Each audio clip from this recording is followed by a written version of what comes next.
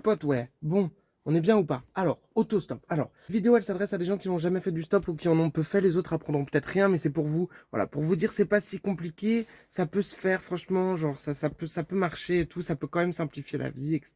On va pas faire comme s'il y avait pas des trucs de classe, de genre, de race qui allaient pas interférer là-dedans. Voilà, je vais dire la vidéo avec plein de conseils, mais évidemment, c'est des choses qui jouent. Et évidemment, c'est pas aussi facile et simple pour tout le monde, on est d'accord. Bref, des bails de racisme, etc.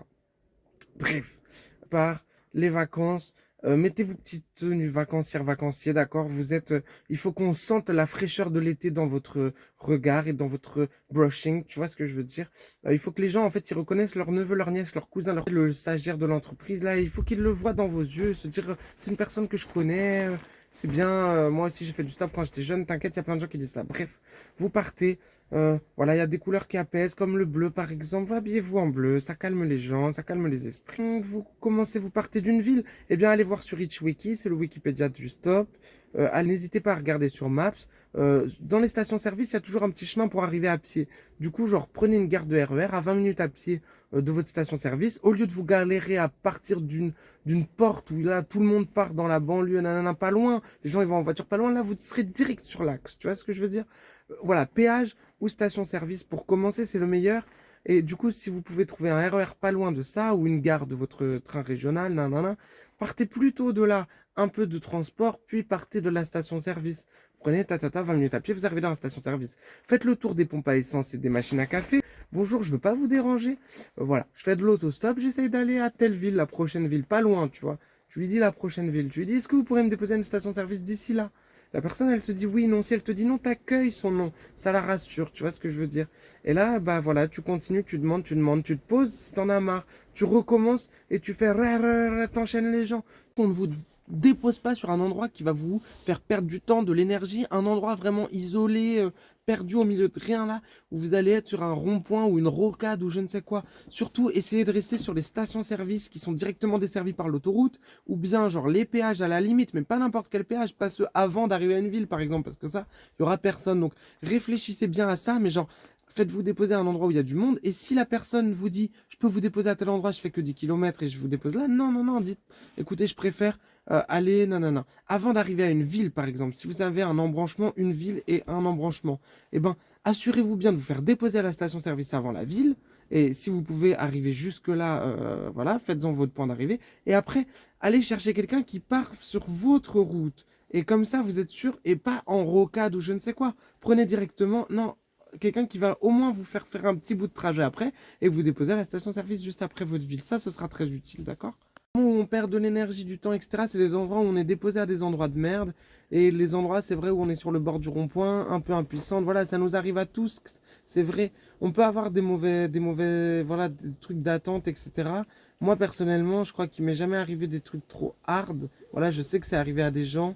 Mais j'ai envie de dire, par rapport à la sécurité, j'ai envie de dire, ça peut vous arriver dans une rue de la ville, en fait. Moi, personnellement, je me fais plus harceler en ville que en stop, en fait. Voilà.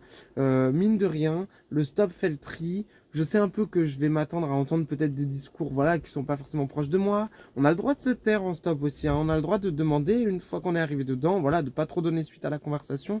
On n'est pas obligé de payer en blabla, en fait, hein. Donc voilà, on se laisse porter par le courant.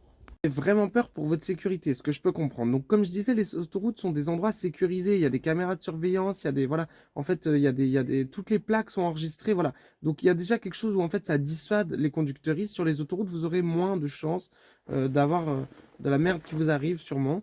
Et sinon, vous prenez en photo les plaques d'immatriculation avant de monter dans les voitures, voilà, discrètement. Vous les envoyez à des amis, ou bien vous avez le droit de dire à la conducteur ou au conducteuriste même, ça peut vous aider, si vous avez un doute sur la personne, vous pouvez le faire, dites à la personne, voilà, j'envoie juste votre plaque à ma meilleure pote ou à ma mère parce qu'elle me demande de le faire, voilà, vous pouvez dire ça, dites que votre mère, elle vous autorise à faire du stop sur cette condition, ça peut, hein, il y a un contrat qui se lie avec la personne d'autant plus, elle vous fera pas de mal, et puis... moi, j'avoue qu'il y a des moments où je me suis dit pourquoi j'ai demandé à cette personne. Cette personne, elle fait peur, elle a un visage qui fait peur, elle a non, non, non, ce gars, il a l'air de sortir de tôle, etc., etc. Ok. Bah, parfois, j'ai été étonné, je suis tombé sur des amours. Et c'est ça aussi le stop, c'est à des moments, en fait, que ça fait le tri, mine de rien. Les gens qui vous rendront service sont des gens qui, en fait, ont envie de rendre service. Et quand même, vous faites quand même des rencontres assez impressionnantes en stop.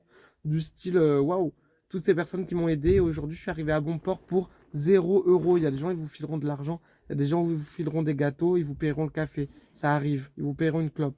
Voilà, tout ça, je dis ça, parfois il y a des styles qui peuvent être marginalisants, il y a des potes qui enlèvent leur piercing pour faire du stop, qui se mettent une casquette, voilà, je sais bien que voilà, c'est pas la même pour tout le monde, il y a des personnes racisées qui font des duos avec des personnes blanches parce que mine de rien ça favorise, pareil, les duos de genre, bon bah peut-être que ça donne une impression de sécurité, voilà, bon bah, je sais pas, faites comme vous pouvez à ce niveau-là. Chacun se projette comme il veut, mais en tout cas, je dis juste, on peut avoir des bonnes surprises et franchement, les ronds-points, c'est le chaos. Moi, je vais pas sur les ronds-points, c'est trop chiant. Je peux dire aussi par rapport au jour de départ, c'est genre en fait les samedis, les dimanches pendant l'été, il y a vraiment beaucoup de monde qui ont des voitures blindées, c'est vraiment beaucoup de familles qui font les allées le samedi. Donc franchement, je conseille pas le samedi, c'est mieux. Si vous pouvez un jour de semaine, c'est vraiment mieux un jour de semaine en été. Et puis par contre, hors saison, le week-end, c'est très bien.